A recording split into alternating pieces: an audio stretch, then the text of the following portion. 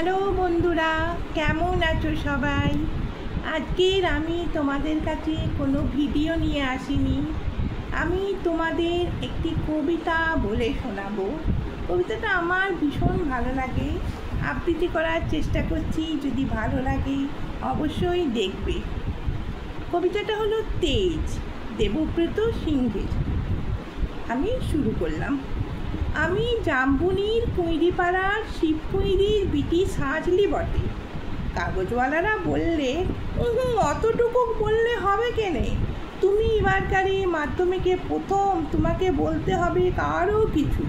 টিভিওয়ালারা বললে, তুমি ক্ষেত মজুরের মাইয়া, তুমি কি করে কামিন খেটে মাধ্যমিকে প্রথম হলে সেটা তোমাকে বলতে হবে খুলে।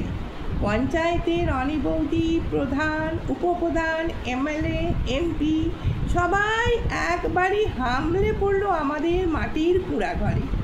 জাম্বনি স্কুলের হেডমাস্টার কোন বিহানবেলায় হাঁকে ডাকে ঘুম ভাঙাই। খবরটা যখন প্রথম শোনালে তখন মাকে জড়ায়ে শুয়েছিলাম আমি কুড়াঘরের খুটখুটা অন্ধকারে। হেডমাস্টারকে দেখে মায়ের পাড়া আমিও চোখ কপালে হাঁ হয়ে ভাবছিলাম, এ কি স্বপন দেখছি নাকি?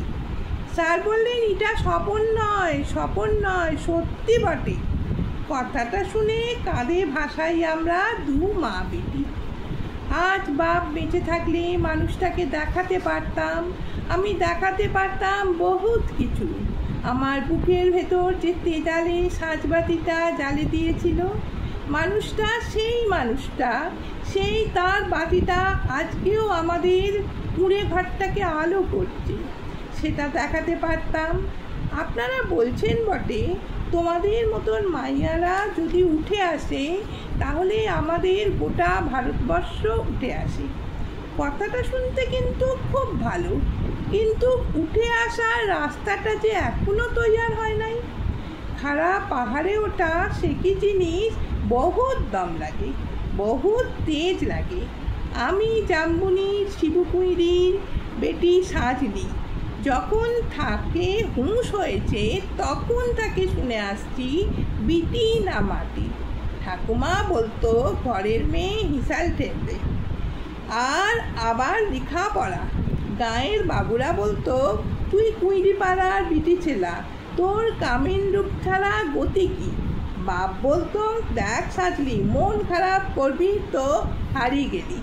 শুন, যে যা বলছে বলুক, এসব কথা এক কান সীমালে আর এক কানে বার করে দিবি। তখন বাবু পাড়ায় কুটিল দেখলার ঘরে কামিন খাটতক মা। ক্ষয় রোগের তরাসে মায়ের কতটা ভাঙে নাই অতটা। মাঝে মাঝে জ্বর আসে, জ্বর আইলে মা চুপচাপ একনাতে তালায় পাতে শুয়ে থাকত। মনে আছে, সে ছিল এক হাড়কালে সকালবেলা, রোদ উঠেছিল ঝলমলানি, ছিঙা ফুলা রোদ।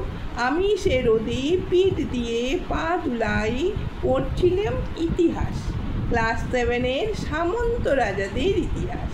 দেখরাগিন্নি লোক পাঠাইছিল বার কত। মায়ের জ্বর সে তারা শুনতে নাই চায়। আমাদের দিদি বুড়ি তখন বাঁচে, ফুলতলায় বসে ছেঁড়া কম্বল মুড়ি দিয়ে বিড়ি ফুঁকছিল বুড়ি। শেষ তক সেদিন পড়া থেকে উঠেই মায়ের কাজটুকুন করতে পাঠাইছিল বাবু ঘরে। পুরনো ফটক ঘেরা উঠান, অত বড় দর দালান, অত বড় বারান্দা, সব ঝাড়ফাট দিয়ে সাফ সুতরা করে আসছিলেন চললে। দেখরাগিন্নি নাই ছাড়লে এক গাদা এঁটো কাটা ঝুটা বাসন আমার সামনে আনে ধরে দিলে। বললাম, তোমাদের ঝুটা বাসন আমি ধুতে নাই লাগবো।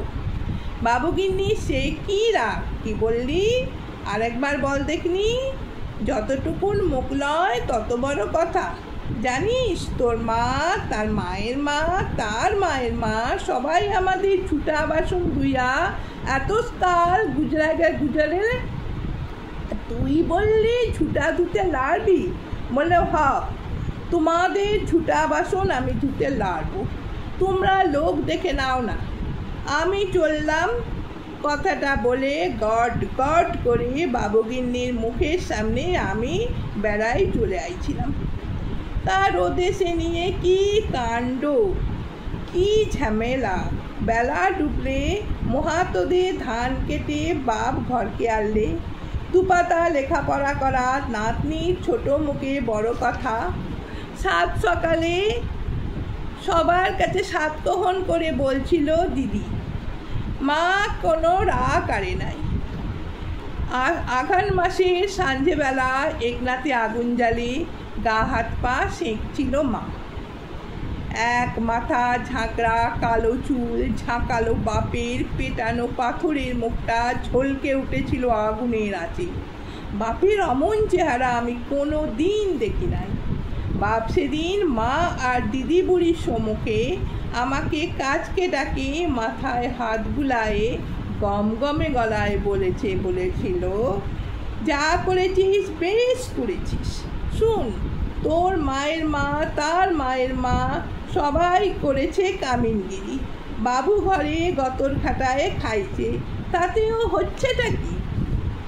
এই কথাটা মনে রাখবি, তুই কিন্তু কামিন হওয়ার লাগে জন্মাস নাই।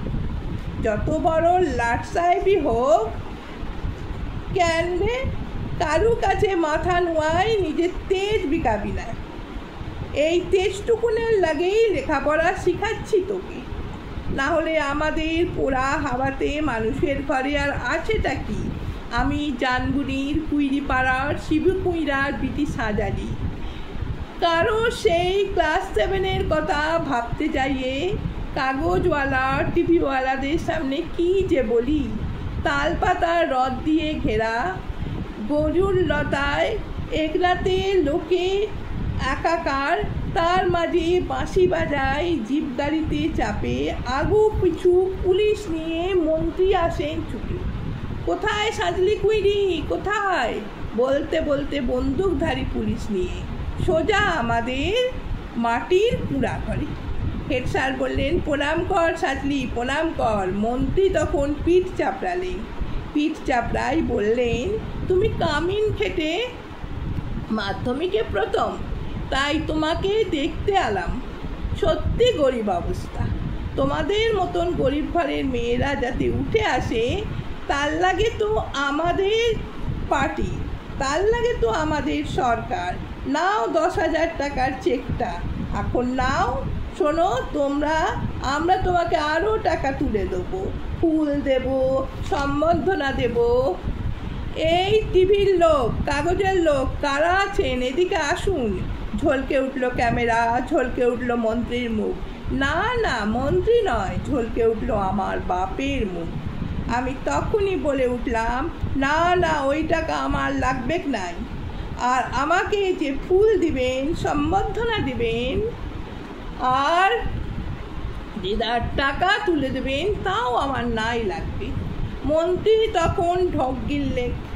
গায়ের সেই দেগরাগিনীর বড় বেটা, সে এখন পার্টির বড় নেতা। বিট ঠেলে সে আসে বললে, কেন, কি হচ্ছে সাজলি? তুই তো আমাদের ঘরে কামিন ছিলিস, বল তোর লাগে আমরা কি করতে পারি?